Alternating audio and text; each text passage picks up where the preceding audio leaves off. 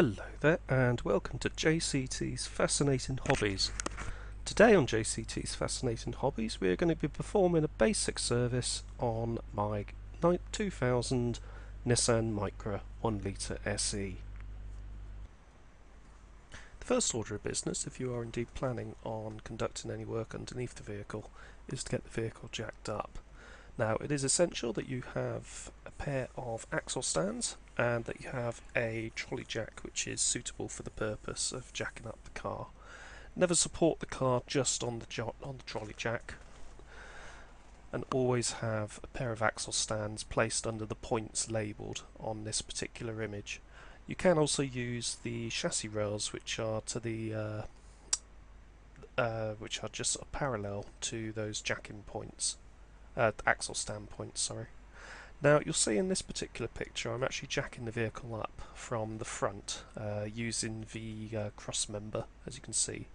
Now I have actually placed the trolley jack onto the cross member, but I haven't put it on correctly.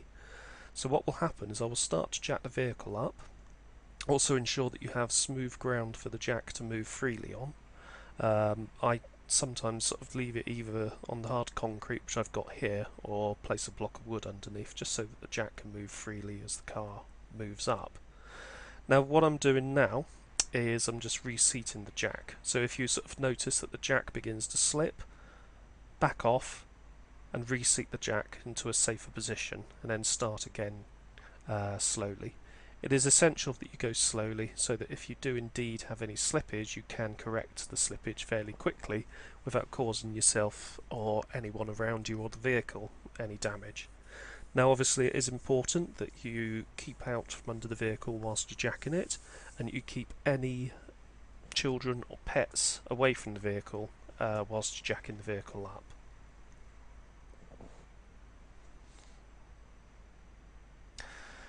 It is advisable to obviously have the handbrake engaged. In fact, it is essential to have the handbrake engaged, and as an extra precaution it may be worth chocking the rear wheels just for that sort of extra level of security. If I'm performing any work which requires removal of one of the road wheels, what I tend to do is to have a spare wheel and that particular road wheel underneath the vehicle, just placed underneath underneath near the floor pan, so that if the vehicle were to collapse, it's going to collapse onto a pair of wheels, not onto you. What I also tend to do is I will have the jack raised onto the jacking point. I will just release the pressure on the jack slightly so it's not actually supporting the car whatsoever, but I will leave it in that raised position so that if the vehicle were to drop, it would literally drop by a couple of millimeters and it would be immediately supported again by the jack. It just gives you enough time to get out from under the vehicle should anything happen. Now what I'm doing now is I'm also demonstrating where I have jacked the vehicle up previously on the reinforced point on the sill, which is a bad idea because it can bend the flange like that. I have subsequently banged it back into shape, and it's no longer an issue, but it is just something to watch out on, so learn from my mistake and don't jack up on the flange. Now what I'm doing in these particular shots is just placing the axle stands underneath those box sections. Now you can actually place it onto the sill jacking points, so the sill axle stand points, but you do need a sort of suitable rubber adapter to be able to do that, just to protect that sort of flange joint on the sill.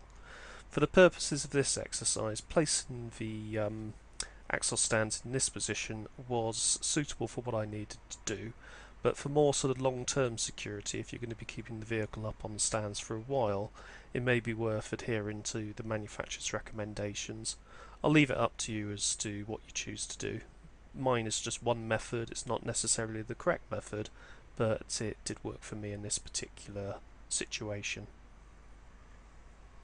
And that's the vehicle jacked up, and you can now get on and do the oil change. Now, there is a lot of discussion online about what oil you should use.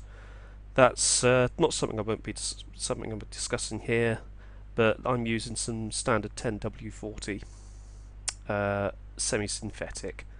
Now the sump plug on this particular vehicle is a 14mm socket, and I'm using a standard hex socket to get the sump plug off.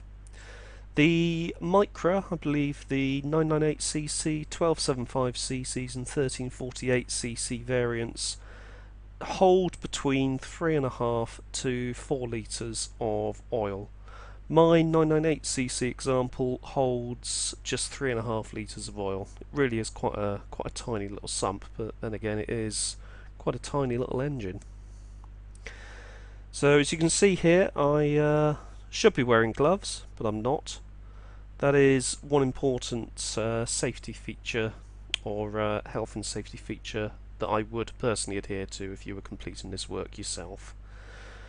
Don't do as I have done and not wear gloves. I was wearing barrier cream. I had some barrier cream on before actually starting, but I prefer to use proper gloves for the actual job in hand. Now the best thing to do, this is actually a speeded up clip, I actually left the sump draining for a good 20 to 30 minutes or so whilst I was completing topside work. So you can actually leave the sump to drain, and then you can go over to the top side and you can complete your spark plug changes, your air filter changes and fuel filter changes, all the while the sump is draining, so you get as much oil out as you can. And when that's finished actually draining, you can clean off around the sump and you can put the sump plug back in, as I've done here. Now the filter is in a bit of an awkward location, actually on the back of the block. Now it's accessible by hand, and you can just about get a filter tool around it to loosen off the filter. Now because I had changed the filter, oil and filter roughly twice a year, sometimes 3 times a year, and I only tend to do the filter up hand tight, the filter itself is actually very easily removable by hand. I have had situations where it hasn't been removable by hand and I've had to use a filter removal tool to get the filter off. It's a little bit awkward, but if you loosen the filter just a touch, you will get oil coming out of the filter like so. Make sure that you've got your filter drainage tray, or oil drainage tray rather, positioned underneath. If you were to remove the filter in one fell swoop, you'll get oil all over the drive shaft, which is just towards the top of the picture, and oil onto the exhaust downpipe, which is situated just below the drive shaft there. So it is best to remove carefully if you can. Once you've got the filter off, I always like to compare both the filters just to make sure that the filter I'm putting on is the same as the filter that I've removed. It also means that if I'm in a situation, I can put the old filter back on if I've purchased the wrong filter. Now in this case the filters look a little bit different, but they do have the same circumference flange, and it really is you know, a personal preference as to whether or not you oil up the O-ring. Personally, I always oil up the O-ring, and what I also do, depending on the filter, is put a little bit of oil into the filter ready for assembly, as I've just done there. On certain vehicles I fill the filter all the way up, depending on the location of the filter, as in my view it just helps oil get into the filter and leaves the engine not experiencing oil pressure loss for as long, so it actually allows the engine to regain oil pressure a little bit quicker than it would otherwise. So back underneath the vehicle again, make sure that you clean the face of the filter mounting face on the block with a paper towel. Now in extreme situations, I mean really extreme situations where the filter has not been changed for donkey's years, you may find that you've got residue of rubber on there, in which case you can, I have had some success in the past, well quite a bit of success actually, using brake cleaner to get rid of that. But if you are using brake cleaner, what I would personally do is make sure that the sump plug is removed, and before actually filling the sump with oil you leave it to evaporate, just in case any of that brake cleaner gets into the sump. So just twisting on the filter, as you can see it's going on nice and smoothly. If there is any resistance, back off, take the filter off, make sure the threads are clean, put the filter back on again. Now with the sump plug, I'm going to freely admit I have made mistakes in the past with sump plugs. The Micra uses an all aluminium engine, and what I've actually done in the past with an old Rover 827 I used to own, which has a Honda V6, another all aluminium engine, is I over tightened the sump plug to the point where I rounded it off. It didn't leak oil, but there was no way I was ever going to get that sump plug off again. So I tend to tighten to hand tight on the ratchet and then just about quarter of a turn more, and that's usually enough to ensure that nothing leaks. Also make sure that you've replaced the O-ring on the sump plug before putting it back in. So I've just filled up the engine there with some oil, and we're now moving on to the topside work. So we're basically moving on to the spark plugs. So the Micra on this particular version uses the coil pack system. The coil packs are held down by 4 10mm bolts. One thing I forgot to do when draining out the oil was to remove the filler cap. Always remove the filler cap before draining the oil, as it allows air to be drawn through the engine. You don't get any sort of air locks or anything like that.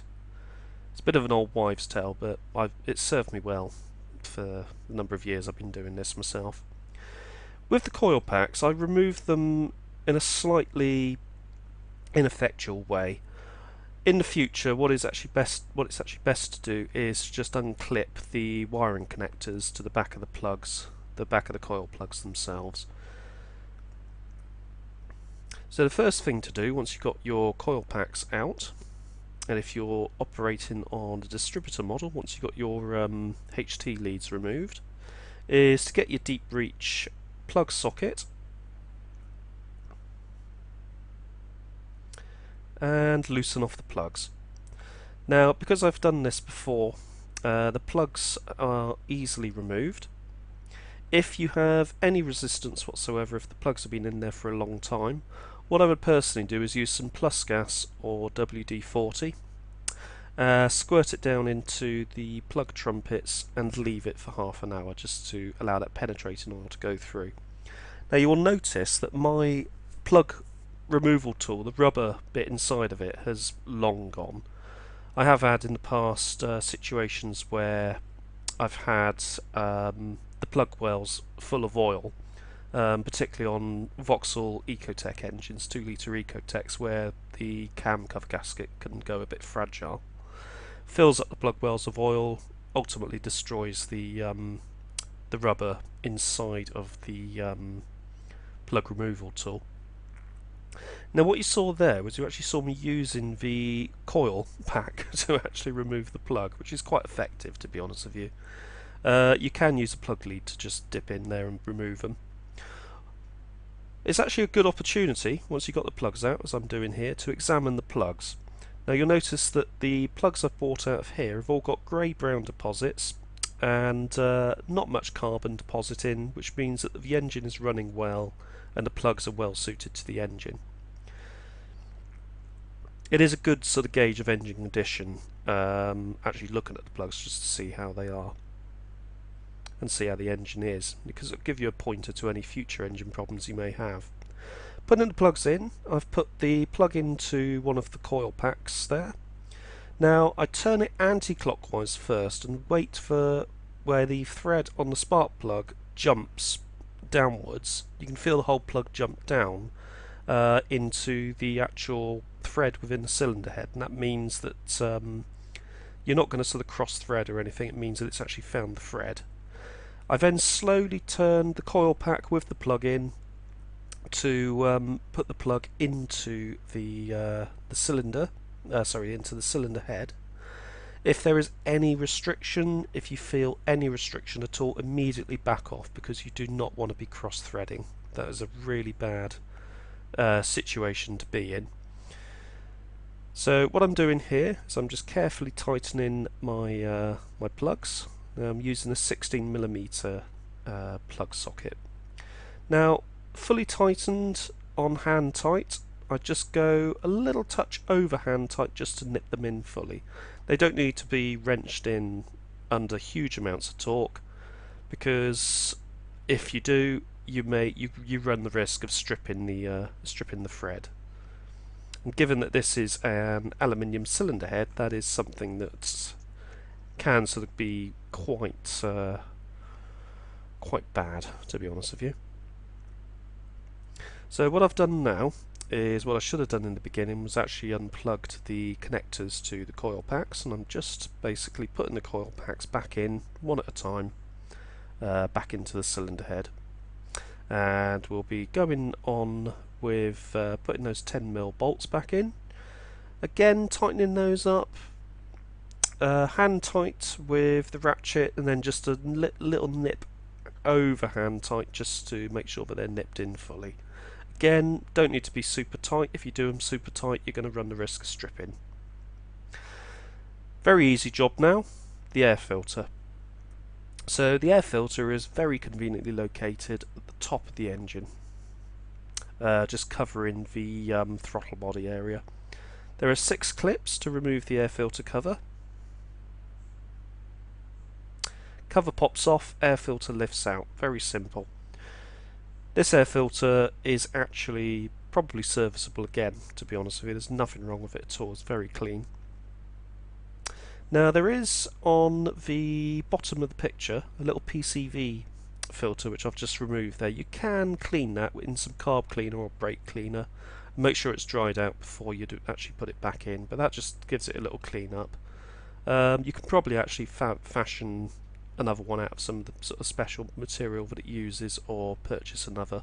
It's probably worth changing every once in a while. Now there's only one way round that this cover can go, as I'm demonstrating here, and it's that way round, so that the cover looks flat when you look at it from the top of the engine. 6 clips back on.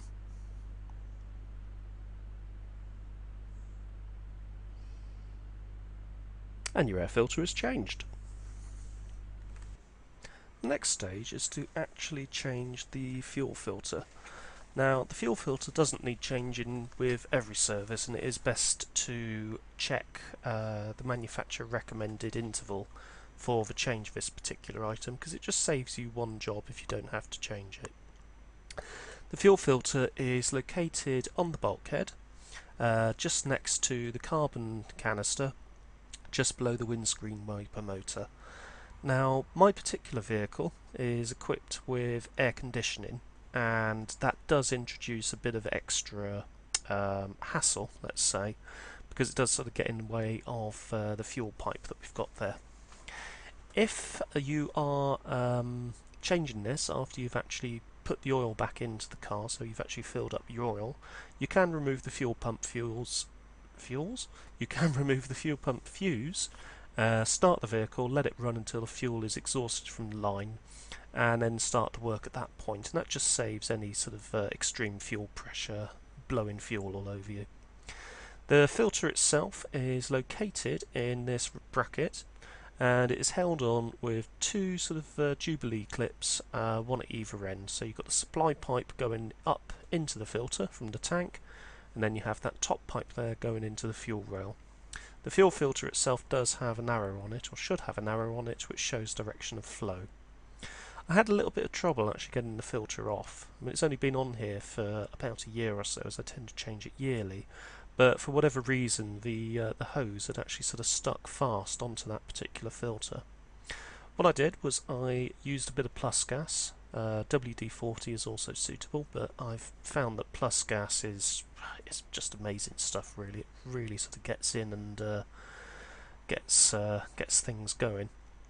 So I soaked the filter in a bit of plus gas for a little bit, and I then was able to prise off the filter, the pipes from the filter, just making careful use of a flat-headed, flat blade screwdriver. Now, in this particular sequence of clips, or sequence rather, I am just reapplying the filter, or reattaching the filter. Making sure that I've got the line of flow correct, I'm attaching the bottom pipe first, and it is quite useful to get the Jubilee clip, which I'm using, sort of a screw type clip, into a position where you'll be able to unscrew it again, so you've actually got space to unscrew it when you are sort of coming to work on this again at some point in the future. Whenever I'm sort of doing work on cars, I always sort of go with the theory that I'm going to be doing this job again someday, so I want to make it as easy as possible the next time around, especially if it has been not sort of refitted at some point in the best way. So always ensure that you get it in a position where you're going to be able to get it off quickly again at some point in the future. Once you've got your filters sorted, you can now sort of move on to the final stages, and that's the vehicle walk around. Now, this first particular job that I'm doing here is only relevant to vehicles which have the CVT automatic transmission. My vehicle is a CVT vehicle.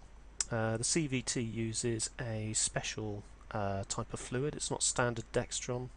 It's Nissan's own fully synthetic oil, and it is essential that you use that oil whenever you're topping up or replacing. You can do a visual inspection on the dipstick like this. There's two markings on the dipstick, one for cold, one for hot. Because the vehicle is cold, you can sort of see on the dipstick back there that it was actually on the cold position. You can also tell by the colour condition of the oil that's in there. This is me checking the brake pads. Because I've got the alloy wheels there, I can actually check the brake pads visually. On this particular sequence, I'm just pointing out some of the sill access points where you can actually remove these rubber bungs and fill up the sills with dinitrile or wax oil. I'm also showing here of an inspection on the underside where I've noticed on this particular box section on this flange joint there are a couple of spots of surface rust developing. It is best to get these areas cleaned up and reapply the relevant underseal. I always tend to use dinitrile rather than wax oil because it sort of has far better penetration than standard wax oil. Also take the opportunity to investigate the exhaust system, look out for any holes, any bends, kinks, etc. and any sort of work that you may want to sort of plan onto your future regime of work that you may sort of have. Now, what you can see here is I've actually gone under the vehicle and just touched up those sort of particular areas. In the inner arch area at the front, you want to examine things such as the road springs to make sure that they're not cracked, examine the shock absorber to make sure that there's no leakage, and what I tend to do is just sort of grab hold of it and give it a bit of a wriggle to make sure that the top mounts are in good shape. With the road wheels themselves, because this has, I believe, the case bearings, you can actually grab hold of the road wheel in a 12 to 6 position, and if you have any kind of movement, you know that you've got a wheel bearing that's on its way out, and that's just something that you can sort of get sorted out at some point. The bearings are pressed into the hubs, so you would need to take the hubs to a machine shop. A visual inspection of the front cross member here. This is a particular area that is quite rust prone on the K11. Mine, miraculously, is actually immaculate, and it has been treated to extensive dinitriling and has actually had a load of dinitrile sprayed into it to hopefully sort of keep it in the condition that it's in at the moment. I've also painted it with some satin black paint just for an extra level of protection. You can also inspect the front of the radiator and, if fitted, the air conditioning condenser. Again, moving on to the passenger side or near side of the vehicle. Again, we can investigate the road spring, we can check that shock absorber, and we can check the brake ferrules and everything else that you would like to check. Also checking the wheel bearings here for wear. Mine appear to be fine, so no problems at all. On the earlier shot, you actually saw me grabbing the wheel in the 9 to 3 position and waggling it side to side. That is just to check for sort of any wear in the track rod ends and sort of any undue noises that may be coming up. You can also investigate here the trailing link for the rear beam, And if the vehicle is jacked up, you can actually use something like a crowbar to get it in between the flange and the bush, and just sort of like gently test that bush for any wear within the bushes. And this is both suitable for the front and the rear. It's just something that's sort of a little point that you can sort of think about for replacing in the near future if you do have any excess wear or knocking within these bushes. It's something that they do sort of check at the MOT. Now the Micra does have not a complicated rear end setup, but it is complicated by small car standards, because it does have quite a nice multi-link location strategy for that rear beam axle. So you've got the panhard rod and you've got those two trailing links which link the beam to the car. In this particular shot here, I'm just checking the fuel tank strap. You want to make sure that the strap itself is well located and not excessively rusty. This particular strap on the fuel tank is absolutely fine. There's no excessive rust on the straps, and we do appear to be okay. Now it's slightly out of focus, but what I'm trying to get to here is there is a brake compensating valve which is attached to part of the rear suspension, and what I tend to do with this is just to make sure that it still moves freely. I believe it's a load compensation device, so that if the vehicle is heavily loaded in the rear, it can sort of apply, I think it's more brake pressure to the rear of the car, just to sort of keep braking balanced, which is quite useful if you do have a heavy load. Now that I'm checking the rubber section of the fuel filler hose, fuel filler neck rather, worth just checking that that is in good shape. The neck itself is largely protected by this plastic cover, but it is worth, as part of your weekly cleaning regimen, to make sure that you do keep this particular area clean and free of mud. Also check your arch lips as well for any signs of rust which are beginning to develop, so you can actually get these treated now that it's coming up into the summer. Now that we're out of the winters, you can get these areas sorted out. What I'm doing now is just again sort of checking the condition of these fuel pipes, which run underneath the car on the passenger side up into the engine bay. So you've got a fuel supply and return, and then you've got the various pipes that go to that evaporative canister. Again here, checking the heat shields underneath the exhaust. So make sure that these ones are in place, because the tank is plastic and obviously the exhaust is hot, so those heat shields are essential. So now we're getting up, or trying to. It comes to being 38, slightly overweight.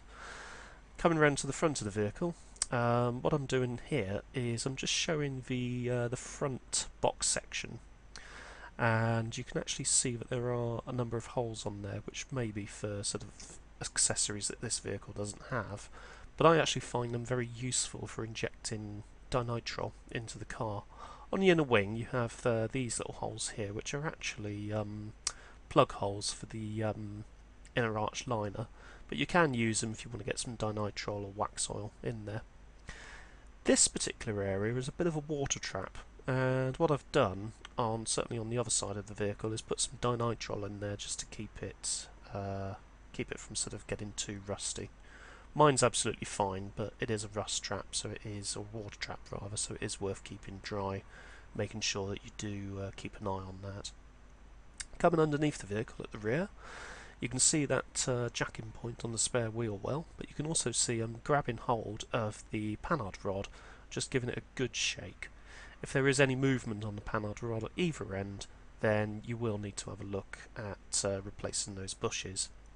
Take a look at your rear road springs and rear shock absorbers, and also take a look at the rear of the drum there to make sure that the brake pipe going into it is not excessively rusty.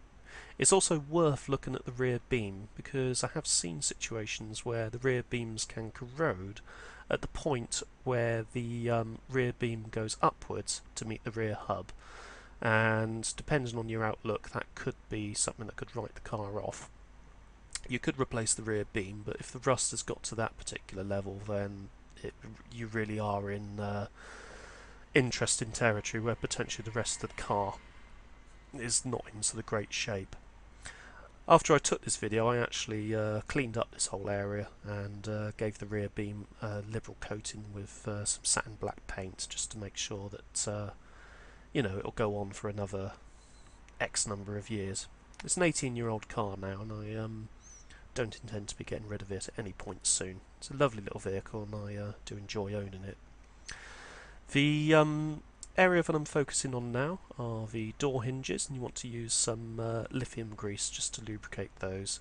Again, also lubricating up the latch mechanism there. I never put anything into the keyholes themselves, they generally advise that you shouldn't. So coming round again to the front of the vehicle, you can apply some lithium grease also to that bonnet catch. You can also do the same on the boot catch as well.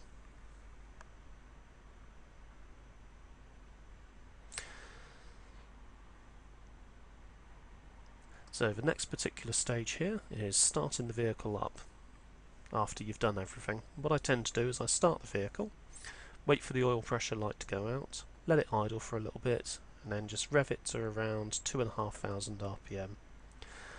The mileage on display here is not actually correct, and the more eagle-eyed among you will recognise that that is not actually a K11 coil pack dash.